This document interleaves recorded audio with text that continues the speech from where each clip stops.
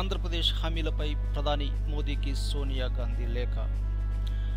ప్రధానమంత్రి నరేంద్ర మోదీకి కాంగ్రెస్ పార్టీ అధ్యక్షురాలు సోనియా గాంధీ శుక్రవారం లేఖ రాశారు.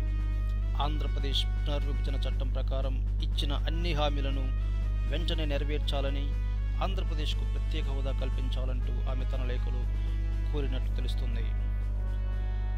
రాష్ట్ర విభజన సందర్భంగా ప్రధానిగా మన్మోహన్ సింగ్ రాజ్యసభలో ఆంధ్రప్రదేశ్కు ప్రత్యేక హోదా కల్పిస్తామని హామీ ఇచ్చారని, ప్రత్యేక హోదాతో పాటు ఆంధ్రప్రదేశ్కు బడ్జెట్ లోటు భర్తీ, రాజధాని నిర్మాణానికి ఆర్థిక సహకారం వంటి హామీలను అమలు చేయాలని సోనియా గాంధీ ప్రధానిని కోరినట్టు తెలుస్తుంది.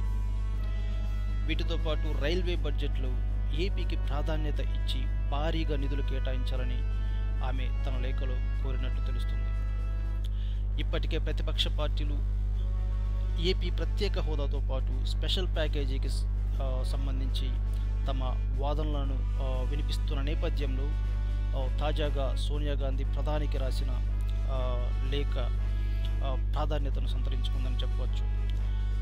మరి ఈ లేఖకు సంబంధించి ప్రధాని ఏ విధంగా స్పందిస్తారు అనేది వేచి చూడాల్సిన అవసరం ఉంది.